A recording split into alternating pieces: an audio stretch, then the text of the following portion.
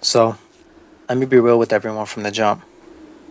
I was this close to just deleting the entire audio file and everything that had to do with this video. And I was listening back to the recording, and my chud brain started overthinking everything that I've done. It started telling me that this was trash, I have no business making this, and that I should just wipe the drive and everything that's associated with this, and I can pretend that I never even tried.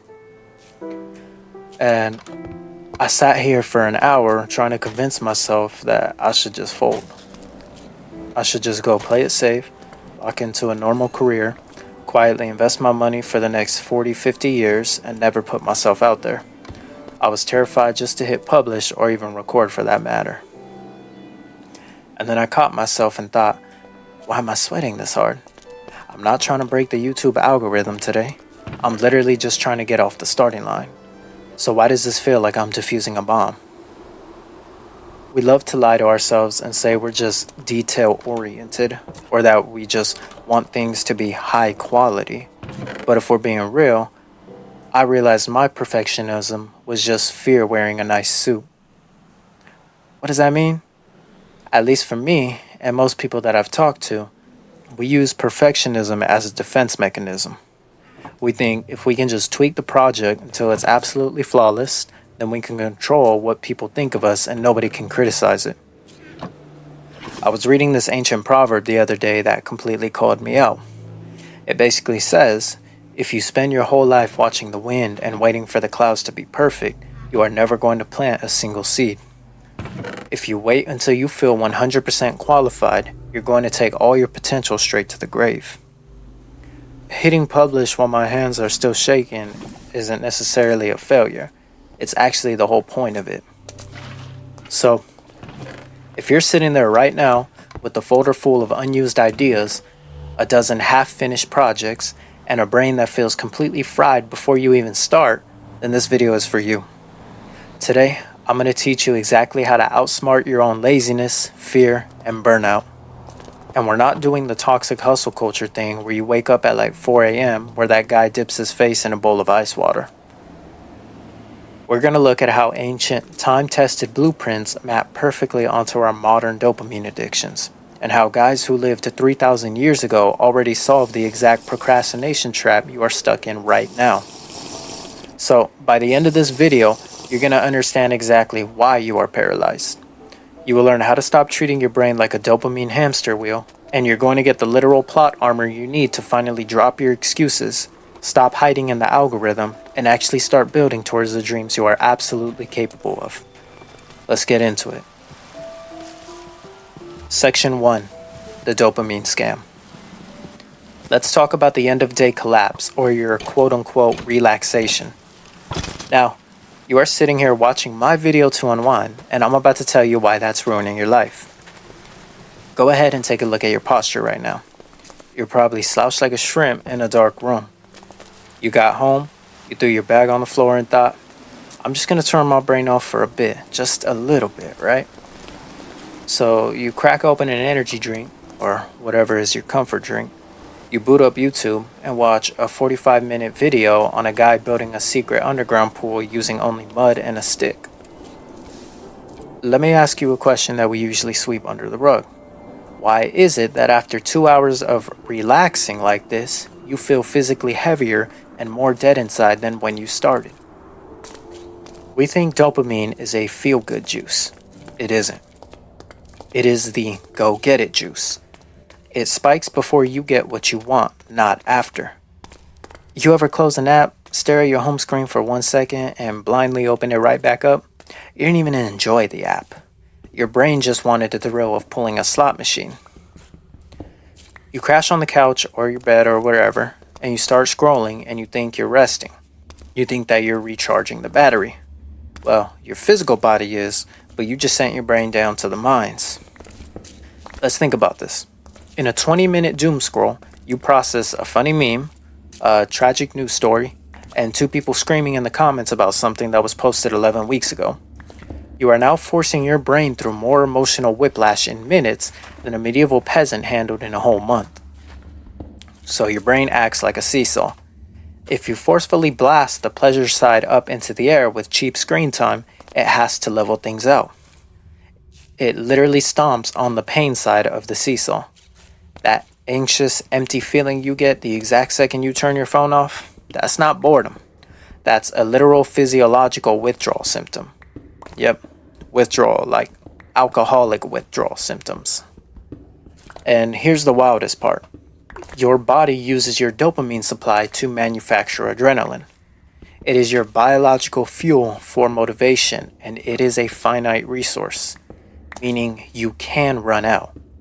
So when you spend Sunday doing nothing but binging shows, you aren't resting up for Monday. You are maxing out your biological dopamine credit card. You just spent Monday's motivation to fund Sunday's apathy. Section 2. The Ancient Trillionaire. You may have heard of this guy, but let me introduce you to King Solomon. And if we're describing him in today's terms, he is the ancient equivalent of Elon Musk, Jeff Bezos, and Mr. Beast combined. Bro had the ultimate on-demand lifestyle. Limitless wealth, private fleets of ships importing exotic animals just to look at, and thousands of musicians ready to perform 24/7 whenever bro wanted. So, imagine having a yacht just to show you a chinchilla you wanted to pet. And then when you wanted to listen to some good music, you had Michael Jackson on standby.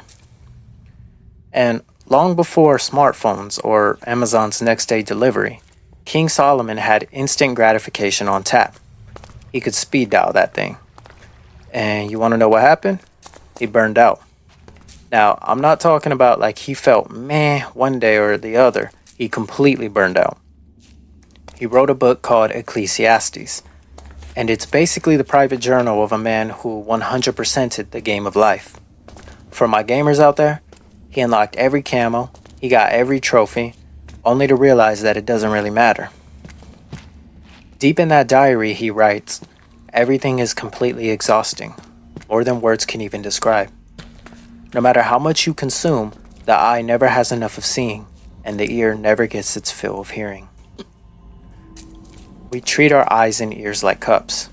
We think if we pour enough TikToks and YouTube shorts into them, eventually they'll fill up. But they are not cups, they are vacuums. A vacuum never gets full, it just keeps running until it overheats and burns out the motor. Section 3. The Graveyard of Unfinished Projects. So why do we keep doing it? An uncomfortable truth, we use it to hide. I know I did. We tell ourselves, tomorrow is the day I lock in, but tomorrow never comes. You get an hour of free time and you go back to the screen. Because if you put the phone down, you have to face your mental graveyard of your one-day projects. It's that side hustle you've been wanting to start, or those courses or skills that you said you wanted to learn, or it could even be those 400 Chrome tabs for research you left open and haven't looked at in 6 months. When it's actually time to do the work, we tend to freeze. We wait for the stars to align, and they never do. It actually gets worse. We enter what I like to call tutorial hell. We sit there watching a 4-hour masterclass on how to code, or for me, how to trade, or how to start a business. Because it gives your brain a completely fake hit of accomplishment, you finish the video and your brain goes, "Wow, great job today. We got closer to our goal." But you didn't actually do anything. You didn't write a single line of script, you didn't place a real trade, and you definitely didn't start that business. And you never get to it. You put off the project until it is perfect. Now, I'll admit, it is infinitely easier to watch a 19-year-old on YouTube build something from scratch than it is to risk actually sucking at it yourself for 5 minutes. Section 4. The Parable of the Dirt. I'm going to give you a story that I've heard that, while it can be plain and glossed over, it has a deeper meaning that I think you should pay attention to. There is a massively wealthy boss leaving town. He calls in 3 of his guys, or servants, and hands them raw venture capital. Now, in the story, these are called talents, and they're the equivalent of millions and millions of dollars today. His first 2 guys take the capital, They go straight into the market, they take massive risks, and they end up doubling the money. The third guy, he's not a thief, he isn't malicious, and he's just trying to play it safe. His version of safe, I like to call being paralyzed by fear. He is so terrified of losing the boss's money and looking like a failure as a result of that. So he walks into the backyard, digs a hole, and he buries the millions of dollars in the dirt. His philosophy is, if I don't play the game, I can't lose the game. The boss gets back. He promotes the risk takers, and he completely fires the third guy. Now, no duh, he's happy that the money was multiplied. And I think most of us would think, at least I thought about it like, well, what did he do that was wrong? Until you look at the story in a different light. The moral of the story was never about the money. The point is, that man is infinitely more annoyed by our paralyzed fear or his servant's fear than he is by honest failures. That man gave him the capital, the time, the intellect, and the resource to go and take a chance. And hiding it in the dirt because he's afraid of losing it is the ultimate insult to the investor or the boss. Now, what does this have to do with us? We don't use physical dirt anymore. Our dirt is the algorithm or whatever we distract ourselves with. I think a majority of our dirt is the endless reels or YouTube shorts, the long form YouTube videos about the thing that we want to learn, that we just watch and watch and watch, and video games and social media. We take all this potential we're given, and I don't want to hear anyone say that they're not good at anything or that they have no potential. Every single one of us has the ability to be creative. We take that creativity that we were given and we bury it under hours of distractions to play it safe so our ego doesn't get hurt. Section 5. Plot armor. If you go on social media right now, the answer to this is always toxic hustle culture. It's some guy screaming from his car telling you to take an ice bath at 3 a.m., or some 20-year-old talking about waking up before the market opens to make a couple $1 million in 10 minutes. Or it's somebody telling you that you need to have the next 2 months planned out for your meal prep. Whatever it is, relying on raw discipline is ultimately a scam. When your dopamine runs out, discipline will not be there to save you. True confidence doesn't come from your own grit. It comes from knowing exactly who or what is standing in your corner. Now, we all know the story of David and Goliath.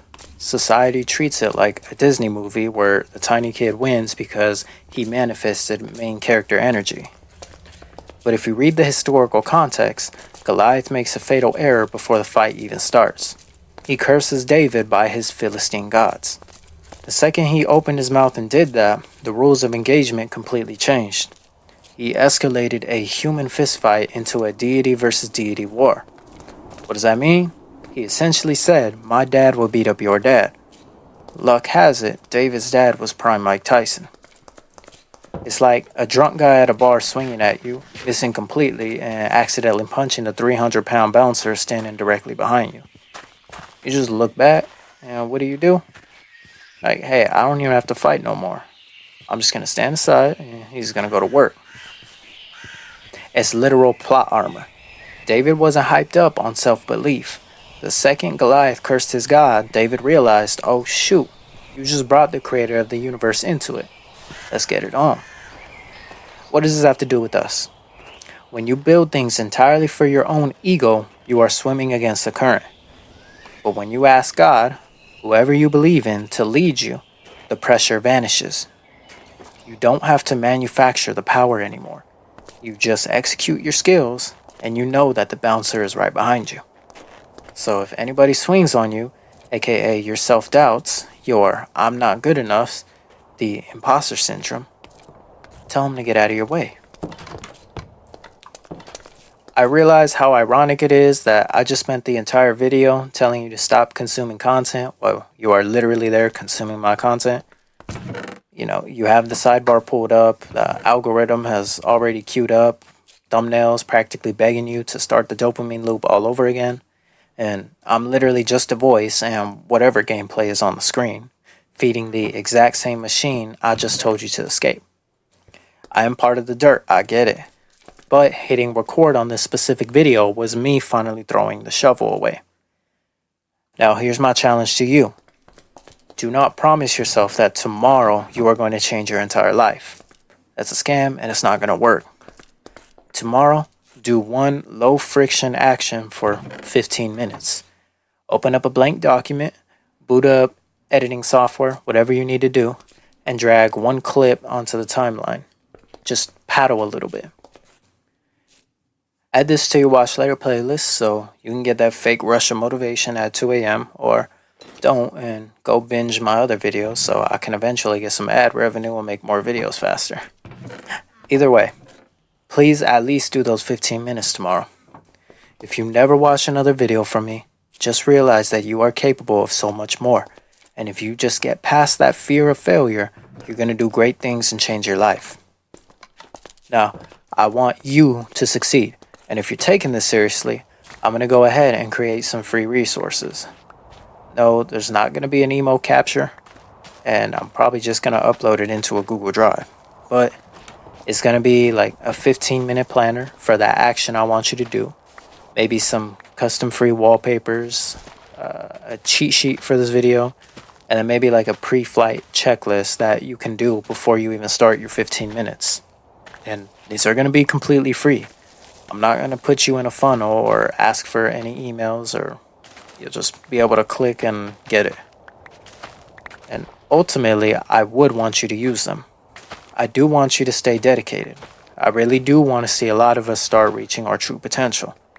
Those dreams that the world made us start believing are unachievable, or that there's just not enough room for us, is bogus. If you thought this video was helpful, it would do me a huge favor to like the video. I assume it pushes it out to more people like you, and if you want more people to benefit like you did, go ahead and like it. It costs you nothing. It helps other people. I don't see why you wouldn't do it, but if you're like me, I used to purposely not like videos because I was like, you're not going to make me do something. But now I realize it's just showing appreciation. I'm hoping to release a video a week, so if this is your vibe or you like lessons, hit subscribe. Maybe the notification bell is a little too much right now, but I'm going to be here to help you, hopefully. And this isn't just for you. This is also for me. It helps me stay accountable, and I know we all need accountability partners, and YouTube's going to be mine. So go get your resources, do your 15 minutes tomorrow, come back to the video as many times as you need, and succeed. I wish you the best of luck, peace out, and stay loved.